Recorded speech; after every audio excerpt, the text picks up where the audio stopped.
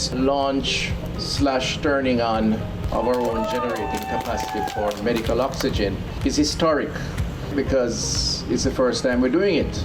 And it's historic because it is adding a valuable proposition to our capacity to provide service to the patients that we serve here at St. Anne's Bay. It's historic because it represents part of the transformation that we have embarked on and that we're following through with. This oxygen plant is a testament to the power of determination, collaboration, and shared commitment to saving lives. What once seemed like a distant goal is now a reality. We are thrilled that improved supply of and access to medical oxygen will be a positive legacy of Jamaica's pandemic response and Canada's support. This plant represents a significant step forward to ensuring a steady, reliable, and affordable supply of medical oxygen across the island. Canada is proud to have provided the funding to make this a reality. First, government-run oxygen plant in Jamaica. As the leading donor in the oxygen space, Canada will continue to support countries to increase oxygen capacity through investments in oxygen supply, infrastructure, and the workforce.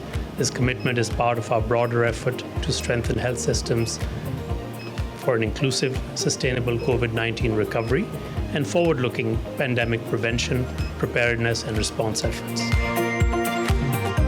This oxygen plant will not only serve the immediate needs of patients, but also act as a training hub for healthcare professionals, ensuring that the knowledge and skills necessary for the effective use of medical oxygen are disseminated widely. We have already supported the training of 8 biomedical engineers and will work with the Northeast Regional Health Authority to train the additional staff to support the operation of the plant. The lessons we have learned in establishing this plant are already being applied as we prepare to establish the second plant at the May Payne Hospital in Clarendon. Concurrently, and most importantly, UNICEF is collaborating with the government to develop policies, guidance, and standards for oxygen operation around the country. I express our deepest gratitude to UNICEF and the Canadian High Commission for their generous support and commitment to improving healthcare outcomes here at the St. Anne's Bay Regional Hospital and island-wide. Your partnership with this cause is truly commendable, and we are honored to have you as allies in our mission to provide exceptional healthcare services to those in need. As we mark this special occasion and witness the handover of this critical facility, let us reaffirm our shared commitment to excellence, compassion, and innovation in healthcare.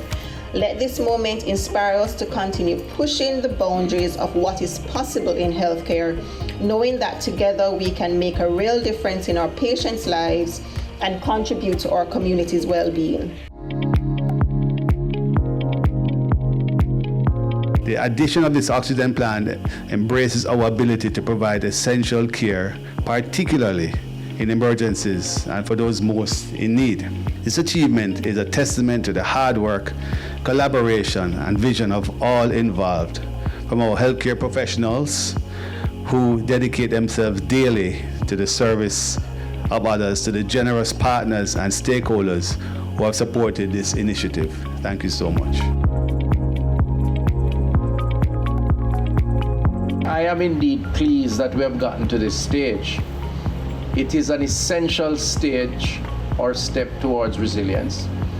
It reaffirms the commitments that have been made by the government, by the ministry.